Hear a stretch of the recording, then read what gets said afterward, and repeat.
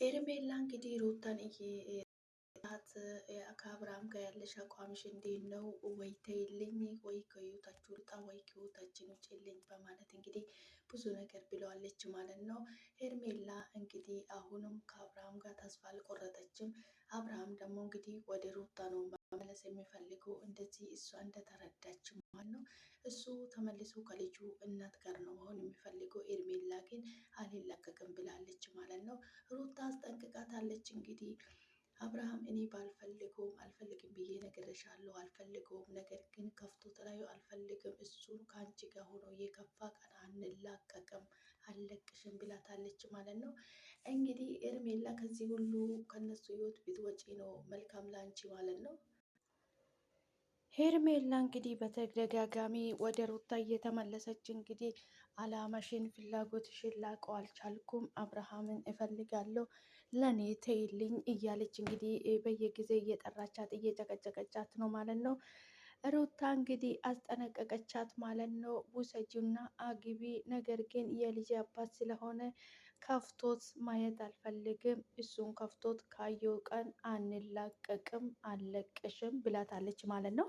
እንግዲህ እነዚህ ሰዎች ምን እየሰሩ ነው? ምን እየተከናወነ ነው? እንግዲህ ግራ ነው የሚያጋባ እንግዲህ እዚህ ጋር ሩታ አላገባም ትላል፣ አልፈልግም ትላለች። ሄርሜላ ደግሞ አብርሃምን ትፈልጋለች። እንግዲህ እንደሚመስለኝ ከሆነ ሩታ እውቃ ነው እየተጫወተችበት ያለችው ማለት ነው። ሄርሜላ እንግዲህ ሊገባት አልቻለም። ሄርሜላ በጣም ሩታ ልቧን አይታለች። እንግዲህ ትዳራ ውስጥ ገብታ እሷ ናት እየበጠበጠቻት ያለችው።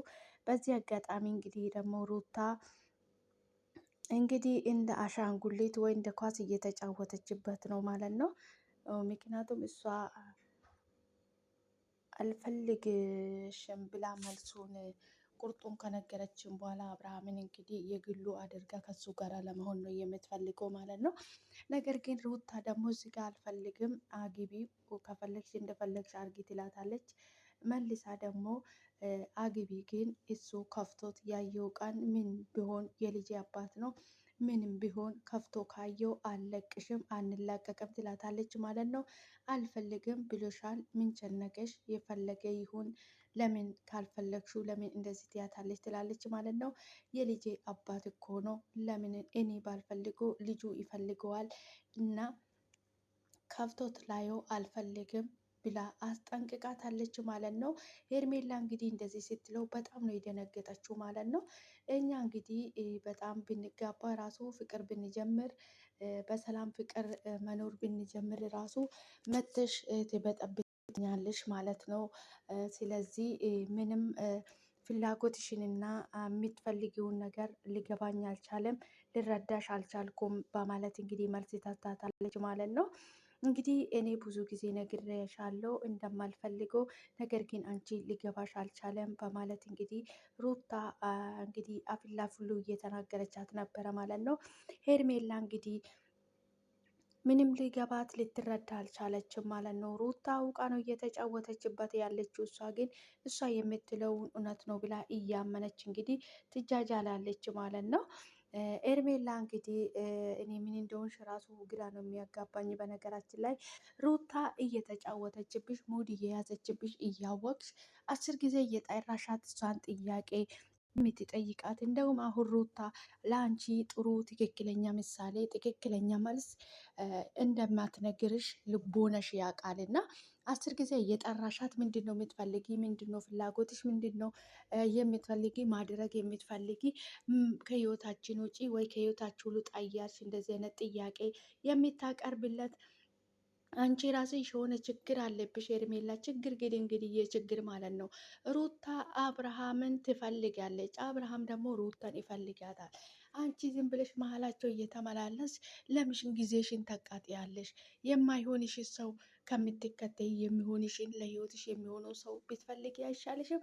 ነገር ግን አንቺ የእነሱን ህይወት ሩታን በመጥራት የአብርሃምን ቅጥቅጥ ስር በመሄድ እድሜሽን ጊዜሽን ጨረስሽ እኮ። እኔ ምን እንደምትፈልጊ ራሱ ግራ ነው የሚያጋባው እና ምን እንደሆንሽ ራሱ ግራ ነው የሚያጋባው። ምክንያቱም እነሱ አንድ ናቸው፣ አይለያዩም። አንቺ ደግሞ እውነት የተለያዩ እውነት የተራራቁ እየመሰለሽ እየተጃጃልሽ ነው። ምነው አንቺ ይሄናል የራስሽን ህይወት አትኖርም እንዴ? አንቺ የሚመክርሽ ሰው ለምን ጠፋ?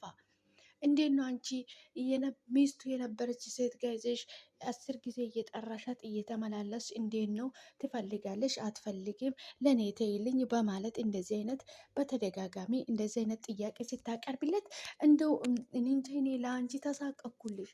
ምክንያቱም እሱ አሁን ባትፈልጉም ራሱ አልፈልግም ብላ እውነቱን አትነግርሽም እና እንደሞ እየያየሽ ነው። እነሱ መቼም የሚለያዩ ሰዎች አይደለም። አውቆ ነው ድራማ የሚሰሩብሽ። ሩታ አውቃ ነው እንደዚህ እያደረገችብሽ ያለሽው። ምክንያቱም እስከ ዛሬ ድረስ ህይወታቸው ገብተሽ አንቺ ነበረ ሲታበጣብጫቸው የነበረ እሱ አሁን እኔ እንደሚመስለኝ ሩታ አውቃ ነው እንደዚህ እያደረገችብሽ ያለሽ፣ እየተበቀለች ሸራቱ ይመስለኛል። እንዳሰብኩት ይህ እንደ እኔ አመለካከት ማለት ነው። ሶ አንቺ ዝም ብለሽ ከመሀላችሁ ወጥተሽ የራስሽን ህይወት የራስሽን ትዳር ብትመሪ መልካም ነው ማለት ነው። እንግዲህ እስከ መቼ ነው ባለትዳር ወንድ እነሱ መሀላቸው እየተቀደደ ፍርማ ነው ወረቀት ነው የተቀደደው። ነገር ግን ከፈጣሪ የተሰጣቸው ውድ ያለ መሀላቸው ማለት ነው። አንቺ ግን ዝም ብለሽ ራስሽን እየሸወድሽ ራስሽን እያታለልሽ በማይሆን ነገር ጊዜሽን ባታቃጢ መልካም ነው ብዬ ነው የማስበው እኔ። ምክንያቱም እያደረግሽው ያለሽው ዝም ብለሽ በከንቱ ጊዜሽን እያቃጠልሽ ነው እንጂ ማንም ሰው እዚህ ጋር ሊያዝንልሽ አይገባም ማለት ነው። አንድ ሴት ልጅ ራሷን አስከብራ ራሷን ህይወት ራሷን መምራት ነው ያለባት እንጂ አንድ ባለትዳር ወንድ እየተከተለች ዛሬ የኔ ይሆናል ነገ የኔ ይሆናል እያለች እያሰበች እንግዲህ አብርሃም እንግዲህ ዛሬ ወደ ሩታ ይመለስ ነገ ወደ ሩታ ይመለስ አንቺ የሚታቂ ነገር የለም ማለት ነው። ነገር ግን እሱ ቂጥቂጥ ስራ እየሄድሽ የራስሽን ህይወት ባት መኖር ትተሽ የሰው ህይወት ውስጥ እየገባሽ የምታቦኪ እኔ የሚመክር ዘመድ ራሱ የለሽም፣ የሆነ ደህና ጓደኛ የለሽም። ምን ነው ይሄን ሀል ምን ነው? አንቺ እኮ ገና ምንም ያልተነካሽ ሴት ነሽ። የራስሽን ህይወት ከሰው ህይወት አትወጪም፣ ከሰው ትዳር አትወጪም። ምን ነው ይሄን ያህል ራስሽን ዝቅ አድርገሽ እንደዚህ ይሄን ያህል ከሰው ህይወት ውስጥ ገብተሽ እንደዚህ ልመና፣ ወንድ ልመና፣ ሚስቱን ልመና፣ ሚስቱ ሄደው እንዴት ሰው ነው ለእኔ ተይልኝ አንቀባርሬ እንዴ? ሩታ እኮ እየነገረችሽ እኮ ነው። እኔ አንቀባርሬ አኖራለሁ አንድ ነገር እንዳይከፋ በዚህ ኒቂ፣ አንቺ ራስሽ ኒቂ። እሷ እኮ ሙድ እየያዘችብሽ ነው፣ እየተጫወተችብሽ ነው። አንቺ ከገባሽ ግን አንቺ አልገባለሽ። ሩታ ግን ጀይና ነሽ፣ ጀይና ነሽ። እንደው በየጠራችበት ቀን አንድ ቀን ደህና መልስ፣ አንድ ቀን ትክክለኛ መልስ ነግራት አታውቅም ማለት ነው። በየቆመችበት ቦታ ነው እየተታች ስትሄድ የምናየው ማለት ነው። እንዴት ነው አንቺ በየቀኑ የምትጠራት? አንቺ ትታሽ የምትሄድ አንቺ እንዴት ነው ለራስሽ ክብር የሌለሽ? የራስሽን ማታስከብሪ? እንደዚህ አንቺ ጠርትሽ ልተናግራት አንቺ አመሰግናለሁ ይህ በቃ ሳትያት የቆምሽበት ቦታ ትታሽ የምትሄድ ልጅ ማለት ነው። አንቺ ምን አይነት ለራስሽ ራሱ ክብር ያለሽ ሴት ራሱ አትመስይኝም እኔ። ምክንያቱም አንዳንድ ጊዜ እውነት ነው፣ አንዳንድ ጊዜ ፍቅር የማንሆነውን ነገር ያደርገናል፣ ዝቅ ያደርገናል፣ ከፍ ያደርገናል። ፍቅር ከባድ እንደሆነ እናውቃለን። ግን ነገር ግን የማያፈቅርሽ ሰው ማፍቀርም ያልሞቀ ምጣድ ላይ ዳቦ እንደመጋገር ነው ትላለች አያቴ ማለት ነው። አንቺ አሁን እሱ ባለ ትዳር ሆኖ ልጅ እያለው እሱ ወደ ሚስቱና ወደ ልጁ ነው ለመመለስ እየፈለገ ያለው። አንቺ ግን መሀላቸው እየገባሽ ለኔ በሆነ ዛሬ ለኔ በሆነ ነገ ለኔ በሆነ እያልሽ እንግዲህ ህይወታቸው ውስጥ ገብተሽ እንደዚህ የሚታወቂ እውነት ሄርሜላ በጣም ነው የሚያስጠላ። የምሬን ነው፣ በጣም ነው የሚያስጠላ። እንደ ውሃ የምልሽ ዘመድ የለሽም የበናትሽ እንዴ! በጣም ነው የሚደብረው። እውነት ለመናገር በጣም ያስጠላል ማለት ነው። እንዴ ምን ነው አንቺ ወንድ የለም እንዴ? ከአብርሃም ውጭ ኢትዮጵያ ምድር ላይ ወንድ የለም እንዴ? እንዴ ምን ነው ይሄ ነሃል? ሩታ እንግዲህ በዚህ ሰዓት በጣም ደስተኛ ናት። ምክንያቱም እየጠራሻት እየተመላለስሽበት ጥያቄ እያጨናነቅሽ ያለሽው አንቺ ነሽ እና እንግዲህ እየጠራሽ እየጨቀጨቅሽኝ ነው፣ ከዚህ በኋላ እንዳትጠሪኝ ብላ አስጠንቅቃታለች ማለት ነው። አግቢ ከፈለግሽ አግቢ፣ ካገባሽም በኋላ አብርሃም ከዚህ በፊትም የሆነ ነገር ነግሮኛል፣ ነገር ግን ሊነግርሽ አልፈልግም።